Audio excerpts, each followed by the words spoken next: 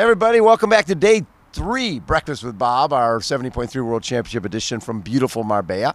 My name is Bob Babbitt, brought to you by HOKA Fly Human Fly Master Spas, Precision Fuel and Hydration, Crush Your Race Nutrition.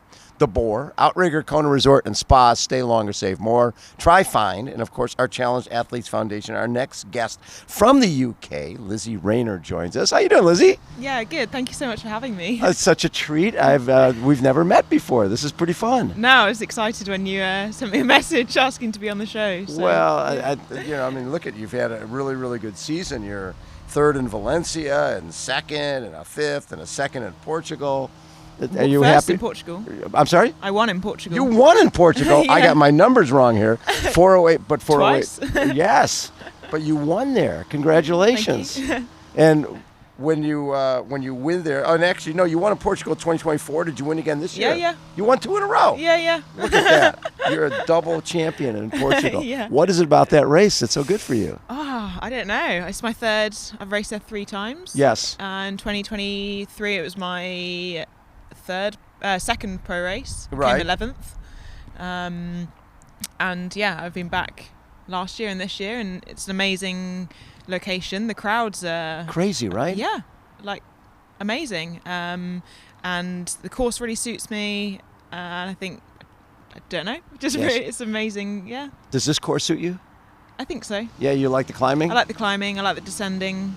I don't have a huge amount of fear, so I'm just going to send it and see what happens. I think Jimmy Riddle was saying yesterday he went like 88K yesterday on that downhill. Yeah. We followed the Norwegians down yesterday. Oh, did you really? And, How was that? Yeah. It was a little bit windy yesterday, so I was a bit more cautious, but it's a masterclass in descending. Was it? So, yeah. Very cool. And what got you into the sport? My parents have they're quite sporty. Yes. My dad was RAF modern pentathlon champion. Oh, okay. Wow. Okay. They did a bit of triathlon. I did my first one when I was 12 at an RAF base in Wiltshire. Cold, freezing, wet, windy day. It was horrible. But welcome to the UK. Yeah. And then I did a lot of sport growing up. Hockey, cricket, swimming. Yeah. So didn't really take triathlon seriously until about 2019. Got my first coach. Then obviously went to COVID, lockdown, had a bit more time to do training, and then sort of accidentally got my pro license in 2022 at my first ever middle distance race. Was that Swansea? No, that was a UK race where you can, if you win overall, you get your pro license. Okay, and so that led to Swansea. Swansea is my second ever middle distance race, and my first. And you get ever 6th pro there. race. Yeah, your first pro race, you get 6th. You get 11th at the next one, and then here in Marbella, you're 9th in 2023. Yeah. Yeah. Well, it wasn't a great day, but was it the same course? They've changed it slightly. Okay. The run course is slightly different, but most of it's the same. And the bike course is pretty much the same? Yeah, the main bits are the same. Yeah. And so you obviously, now what did you think of the course then when you were doing it? Because it's... I was a completely different athlete back then. Quite budget kit and didn't really know what I was doing. Didn't have a great time, but I thought this is an amazing course, and I think I keep saying it from being here, but I think it's the most amazing place to have a world championship. The course is a real true championship course. It really is. Yeah, it's a real test. It's nobody's sitting in during this No. course. You're going to be found out. You're going to be found out. You think it'll be pretty spread out after the bike? Yeah, I think so. Yeah, I think it'd be big gaps. Big gaps of people who sort of run them by themselves. And then they'll blow on the run if they went a little too hard on that bike. Yeah, exactly. Because it seems like it's a little deceptive on the bike because there's multiple climbs rather than like Nice you start out with a big one but here it's more rolling and then but punchy rolling. rolling. It's not the first climb is not it, and then on the way back in you have more climbs. Yeah. It just keeps hitting you over and over and you can again. pedal most of the descent, so you don't really get any recovery either. Even the one coming back into town, if you've got enough gears, you can pedal the whole way. You can pedal the whole way in. Okay. And so when you got to was last year your first world championship in New Zealand? Yeah. And you get 16th there. Yeah. But still that experience of racing in a world championships, it's just different. Racing, the races you do, especially when you jumped into T100, when you jump into T100, those are world championship fields. But this was a world championship field in New Zealand at the 70.3, and everybody's there. Yeah, it was amazing. It was, I I think a little risk in going, because as someone who wasn't really sponsored, wasn't really funded, it's obviously quite a long way to go, quite an expensive trip. But I thought I have to. What the hell? Yeah. Go for it.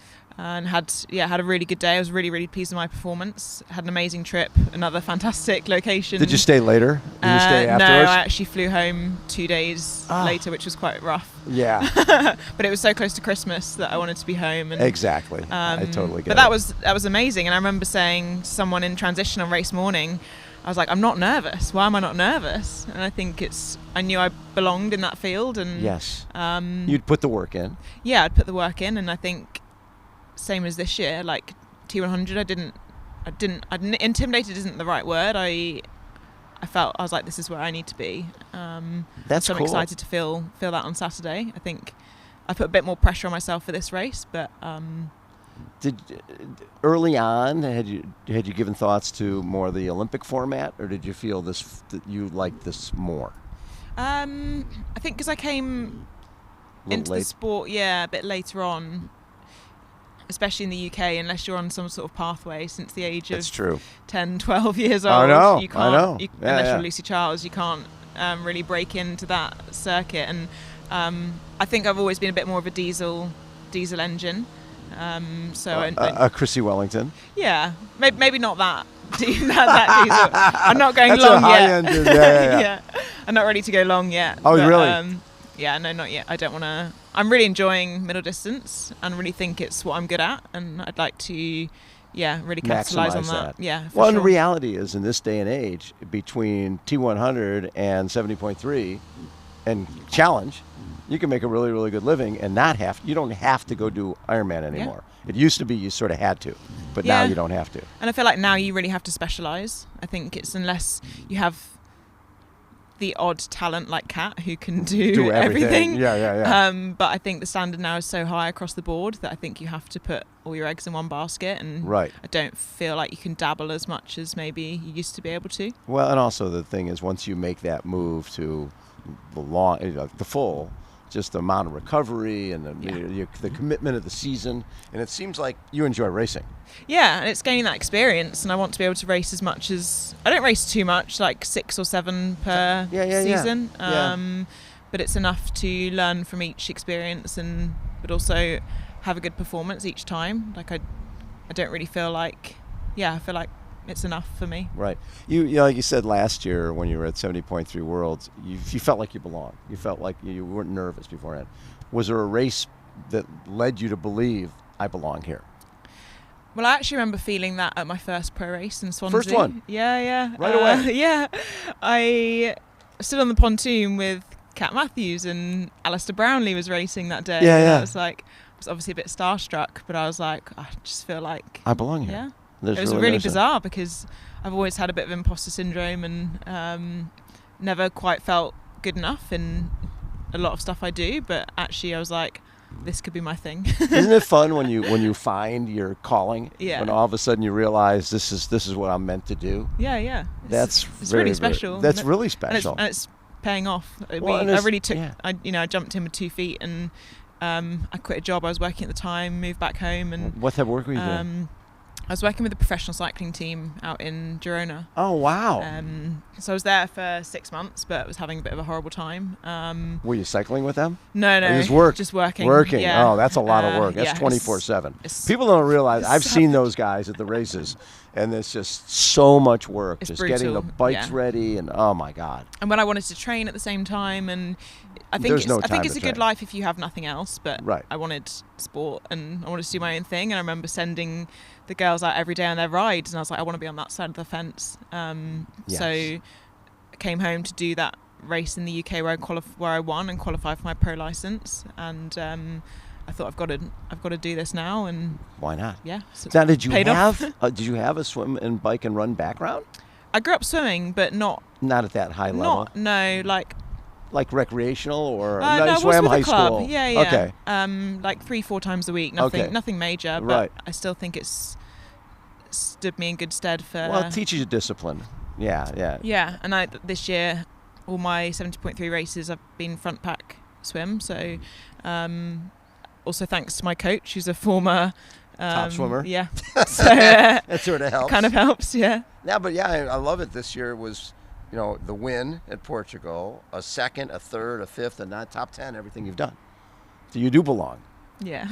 How was that race in Spain? Because was that your first T100? Yeah, so I was meant to do 2 before that. Yeah. But I got quite ill in the middle of the year. Okay. This year, and had to miss them, unfortunately. So Spain was a long time in the making, and it was good. It was really good. The same sort of feeling. Right. That, yeah, this is what I want to do, and it sort of reinforced that this is the distance I want to do. It added an extra level of extra challenge because it was so hot. Right. It was, I think the real feel was like 35 degrees. I've never raced anything like that. You survived it. Adjusted the pace. And it was a really good experience. I think I could have done more, but right. I was also I'd never raced in those conditions, so I wanted to be a bit more cautious, and we know for next time. What would you be happy with here? Oh. I'd really like a top 10. Yes. At the start of the year, I wrote on a post-it note and put it on my wardrobe, and I said, it says top 10, 70.3 Worlds 2025. I'd be happy with top 15. Right. But I wouldn't be, I think, satisfied unless I got top 10. Top 10. But also, if I had a really good day, if I had a really strong performance, if I gave everything that I have on Saturday and it was only good enough for whatever, then then you're fine with then that I'm too. fine, because I just need to be better. Yes. So. But if you look at the year before, you had a 16th and you had a 12th, and this year it's all, 9th and better, and a win, right? So, and actually you had so did you win Portugal 2 years in a row then? Yeah. Okay. All right. Paul K is I'm now the queen of Kashkai, apparently. Oh, is that right? Yeah. If Paul K says it, then it's got to be true. Then it's real. The queen. Yeah. We are getting to speak to the queen. I didn't realize at 9:30 in the morning I had to speak to the queen.